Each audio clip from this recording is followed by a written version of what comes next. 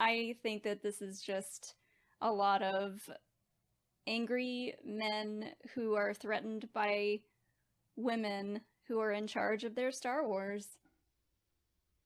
Angry men who are threatened by women who are in charge of their Star Wars. I do not need a 40-year-old white dude to tell me what didn't work for him about A Wrinkle in Time. It wasn't made for him. It wasn't made for him.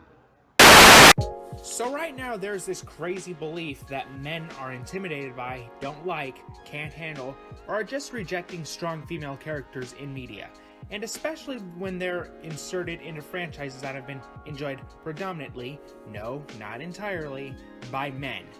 But these characters are not strong female characters, but Mary Sues. So today I will be explaining to you why Mary Sues are giving female characters a bad name.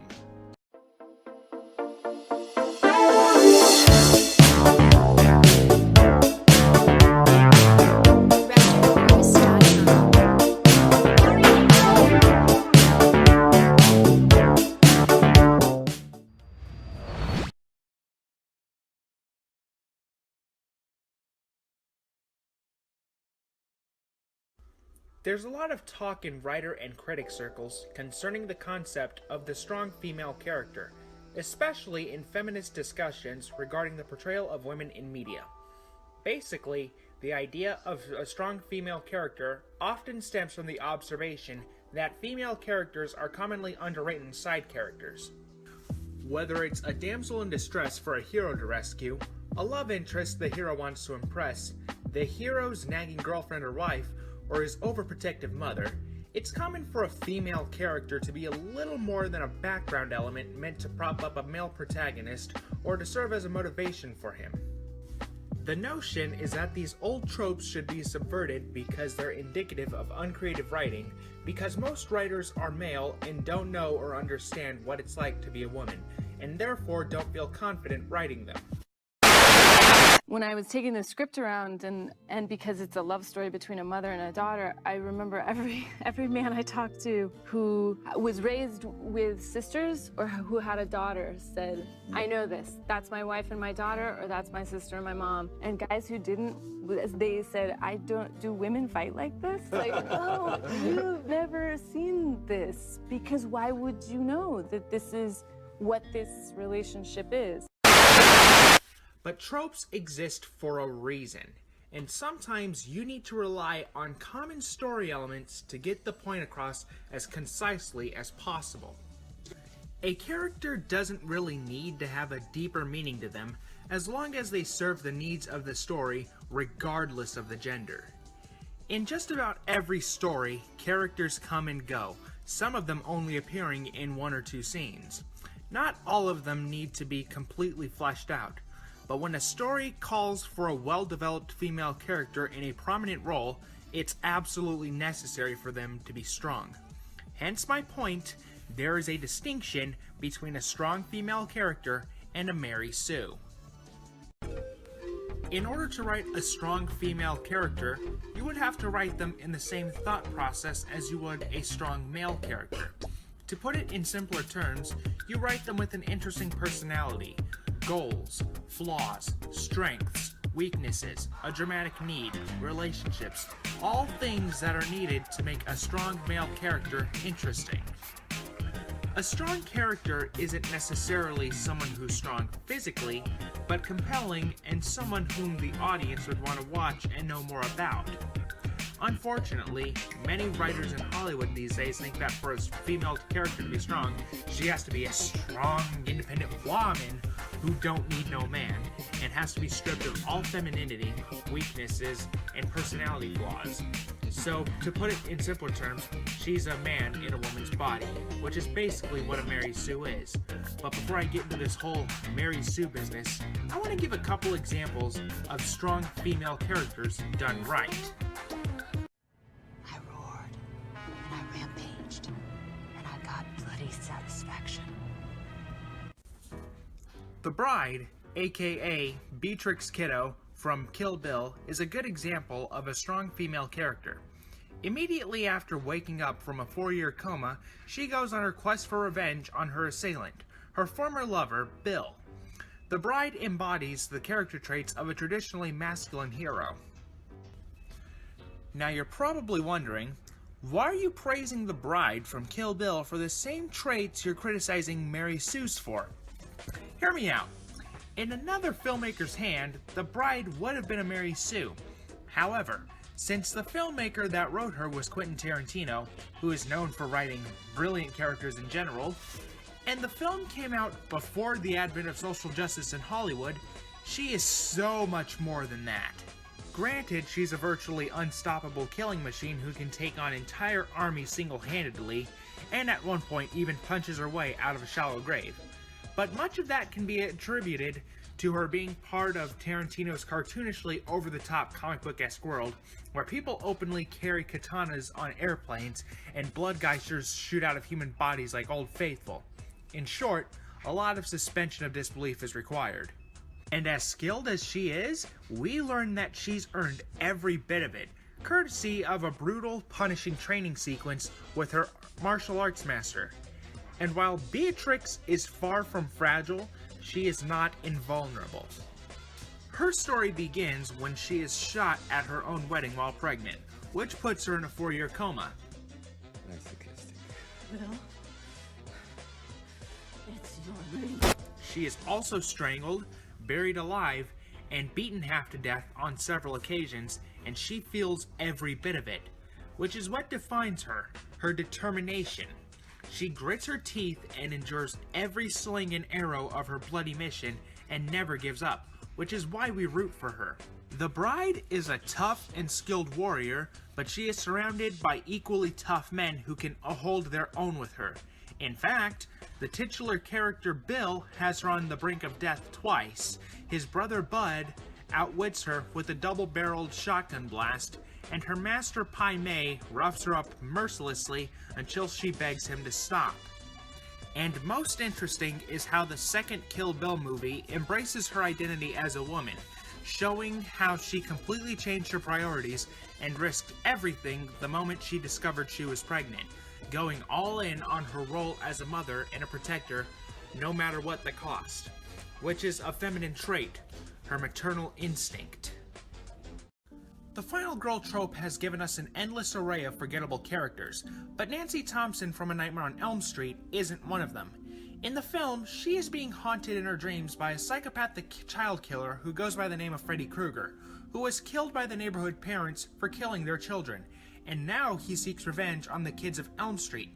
Now, Nancy isn't perfect, and that's part of her appeal, but in many ways, she is also aspirational, boasting a potent combination of smarts, determination, and courage, all attributes that any real-life teen or adult would do well to emulate.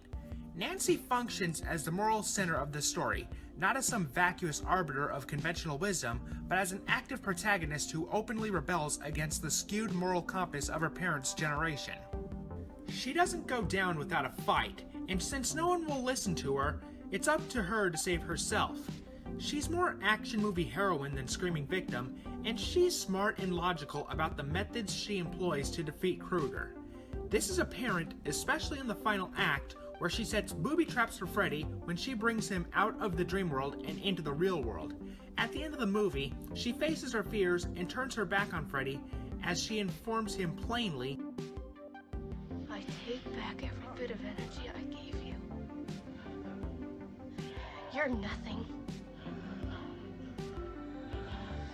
You're shit. ultimately making him disappear. This is what makes these characters interesting. They're compelling, and they have flaws, goals, motivations, stakes in the plot, obstacles to overcome, and they go through some kind of change and become a better person by the end. These characters were written the right way. Now I'm going to show you how not to write a strong female character, which is where the Mary Sue comes into play. A Mary Sue is a character who is so perfect that she warps the world around her to display her perfection. It seems as if nothing in this universe except the Mary Sue is even real, and is a plot device to make the Mary Sue seem flawless and loved. A Mary Sue can destroy a piece of writing or media, since the character's existence will often forcibly make the world and people around her defy logic to simply display how amazingly radiant she is. And this is the problem people have with a character like Rey from the Star Wars sequel trilogy, who is a textbook example of a Mary Sue. Not only that, but she is easily the worst lead character in Star Wars history, and that's because, as the lead, she does nothing to earn the status she's given. Instead of learning about the Force through trial and error, making costly mistakes, or having to improve herself, she's just handed everything to her on a silver platter. She gets the Force, she gets Anakin Skywalker's lightsaber, she gets to manhandle the new villain, and she gets to use all of the new Force powers without any training. The whole damn shebang. In The Force Awakens, she usually saves other people as opposed to people saving her, as well as when she makes a mistake or is in a position of vulnerability. She only makes one mistake in the whole movie, she is saved by other people twice, and she is in a point of vulnerability another 2 times. First, let's address the mistake. When the pirates are surrounding Han Solo and Chewie on his ship, she pulls out a fuse intending to shut the door so that she separates Han and Chewie from the pirates, but she accidentally pulls the wrong fuse and releases the rafters. Now, that's a massive mistake, because not only does it almost get Finn slaughtered, but it also subjects us to one of the most pointless sequences in the entire movie. But that's the only real mistake she makes in the whole movie. And even then, she corrects that mistake by finding the right fuse and, in the process, saving Finn's life from the rafter. The 2 times she is saved by other people, rather than the other way around, is when Chewie picks up both her and Finn at the final act of the movie, and when Finn shoots a single TIE fighter that's chasing them the first time they fly the Millennium Falcon. It's also worth noting that after he shoots down the first TIE fighter, the swivel gun gets jammed in position, so you can't move it to shoot again. So what does Rey do? Why, she pulls off a spectacular maneuver by spinning around, flying upside down in a big loop, and manages to line up the shot for him ever so perfectly that all he needs to do is pull the trigger. Despite never having flown a Millennium Falcon before, she somehow managed to pull it off better than Poe Dameron, and he's supposed to be the best pilot in the galaxy. It could be possible that she's Force sensitive, I know, but remember when Luke was Force sensitive and also a pretty solid pilot in A New Hope? We see some of his skills as a pilot in the Death Star run at the end of the movie. Indeed, he did very well, considering he had only piloted ships around Tatooine prior to that. But as good as he was, he didn't do it alone. He was supported by a whole squadron of other pilots who literally died in his place to set him up for the shot. And even then, Han had to come in and save him in the last second. So Luke was good, but he wasn't unrealistically good. He didn't just go up to the Death Star all by himself and just blow it up. He had the Force guiding him to make the shot, but he still needed help in order to make it. That's realistic. Rey even managed to repair the hyperdrive on the Millennium Falcon and did it better than Han, the guy who has been using it almost his entire life, despite never even turning one on before. When she met Han Solo and Chewie, she immediately starts finishing their sentences, one-upping every decision, and basically being better than Han in almost every way that makes him special. Remember, Rey being good at stuff is not the problem. It's her being better with virtually no explanation as to why.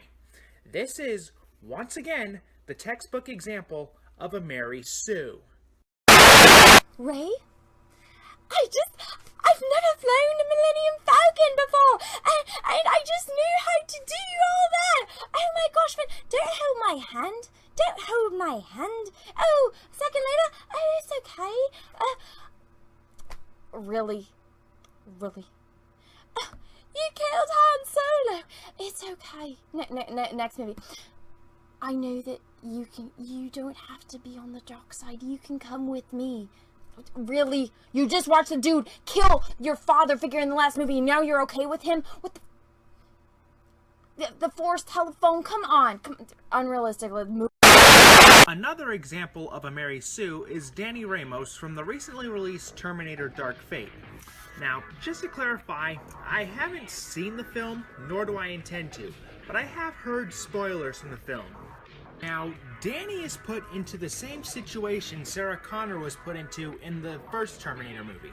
She's being targeted by a killer cyborg from the future, and a protector from the same timeline is sent to protect her. Except this time, she's not carrying the fetus of the future leader of the Resistance. She is the future leader of the Resistance.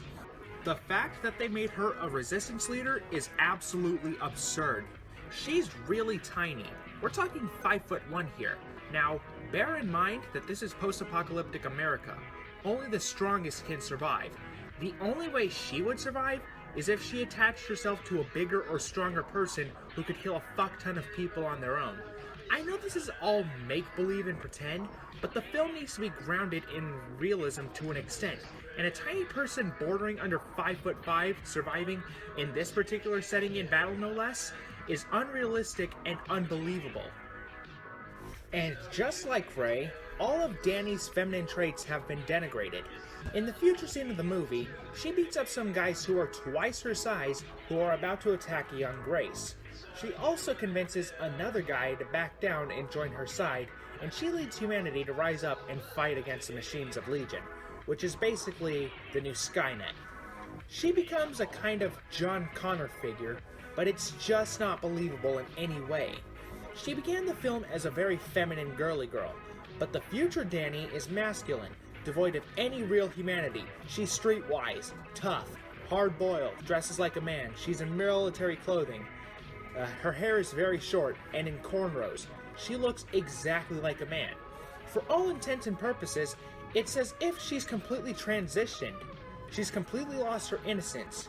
Sure, she may have had some training to become this way, but just because a character has had training does not mean they aren't a Mary Sue. If you look back at Sarah Connor in Terminator 2, she may have been a tough warrior, but she never gave up or stopped valuing the importance of her role as a mother, which is a feminist trait. That's what makes Sarah Connor a well-written female character, whereas Dani, on the other hand, is not.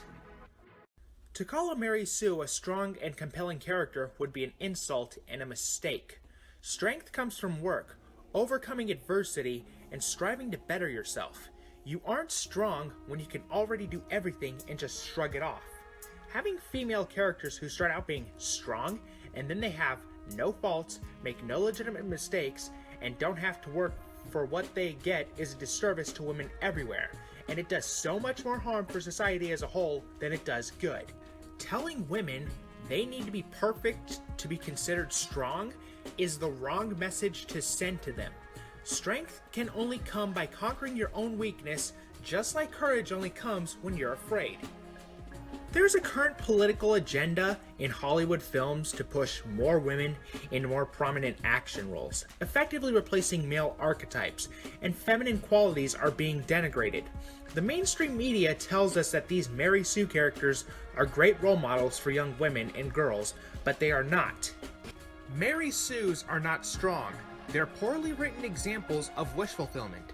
Mary Sues don't represent feminine qualities. There is no representation of the feminine, the beautiful, the compassionate, the loving, caring, or nurturing qualities of the feminine. You can't have humanity without both sides of the coin. The masculine is only one side of the human story. The feminine is the other.